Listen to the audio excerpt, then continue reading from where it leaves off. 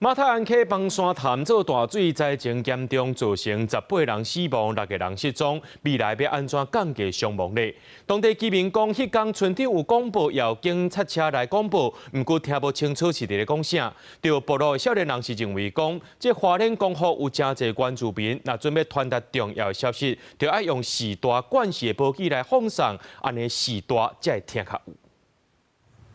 江河乡的林家厝无闲咧摒扫六公梅，居民讲受起崩山河迄天，也是心惊惊。受到灾害发生进前，当地居民讲虽然有听到广播，但是也有人听无清楚内容，也有人唔知影伊咧讲啥。那我们就听不到，只是有听到广播而已，不知道他在讲什么东西啊，很快就过去了。应该是用国语吧？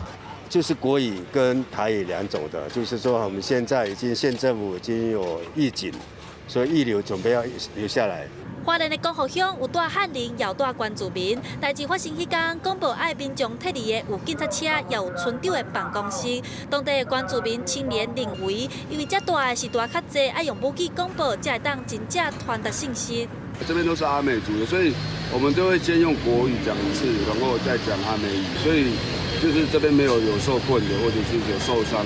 当时大马村的村长就是用这个放送头，爱民众赶紧撤离。不过考虑到当地时大可能听无华语，所以要用阿美族语，爱民众赶紧撤离。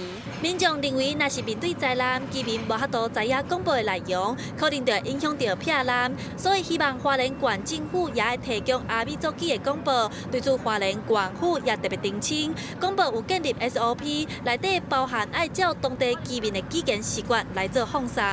针对当地的语言以及习惯来进行播放。那我们目前的采取的方式，主要是以国语以及当地习惯的语言来做传播。县府也表示，无论是村长的广播、警察车，也是消防放送，拢会要求爱照当地补给来做通知。